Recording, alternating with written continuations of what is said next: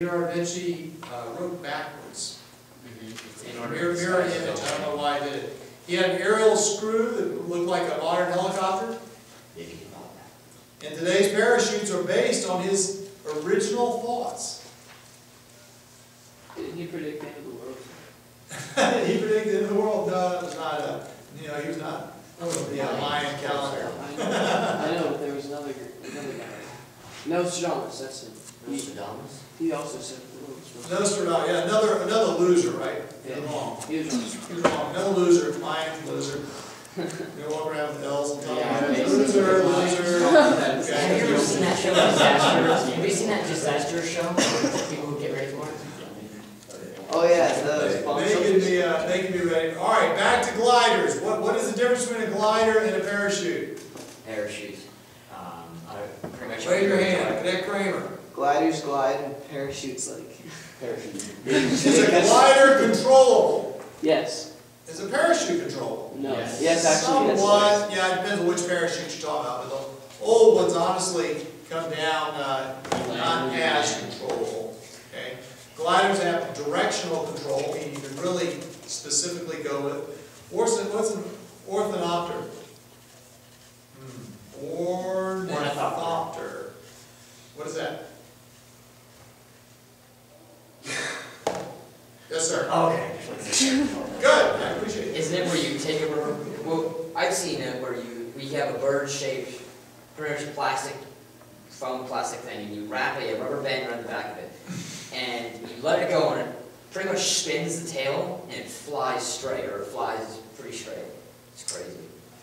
How about something like that? That, yes. Is that it? That's more of a flapping wing. This is his original pictures that probably made people think that you had to flap your wings to fly. Do you need to flap the wings to fly? If you flap them hard enough. You flap them hard enough? Is that what I taught you in science and flight? Yes, sir. No, sir. No, sir. You need a direct propulsion. Okay, we're going to get into this, but I tell you what, we will. Let's talk about how do birds fly. Here we go.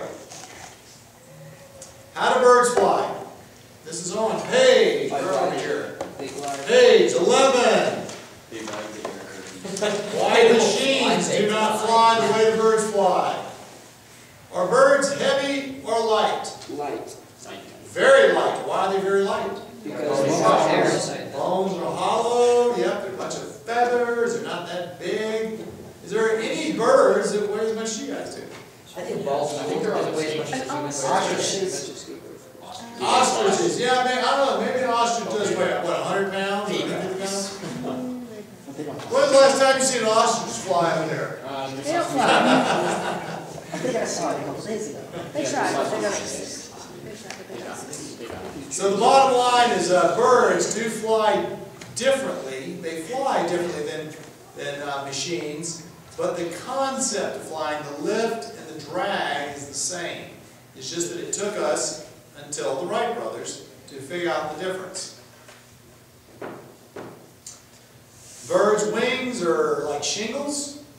They can control every individual wing, you realize. I mean, every individual feather.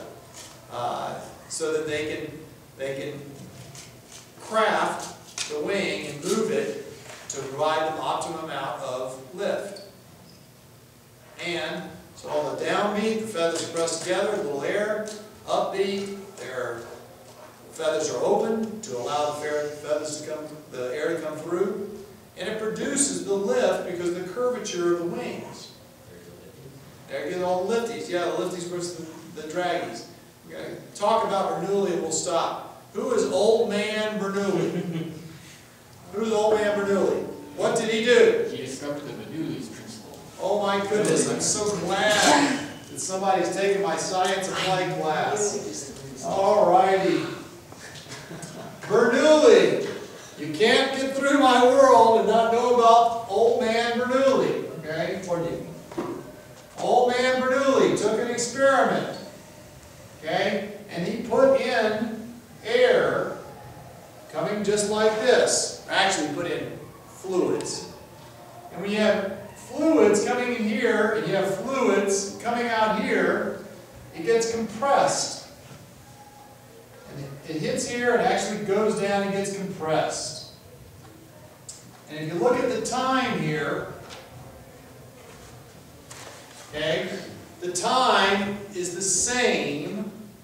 The time is the same for air going like this versus air going through a pipe.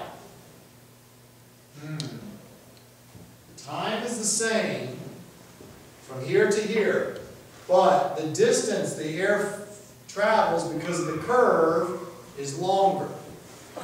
So if the distance is longer, but if the time is the same, it means that this fluid must go faster around the curved point. Okay? So this fluid, this velocity increases.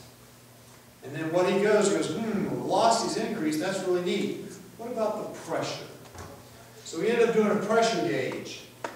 Pressure gauge here, and a pressure gauge here. And Cadet Beam, what did he find out? He found out that in the compressed area it had higher pressure. That's true.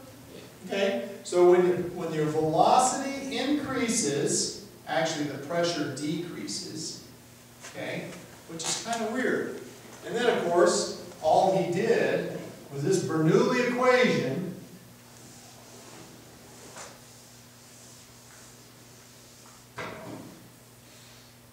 Looks sort of like, gee whiz, here's your bird, okay? Bird.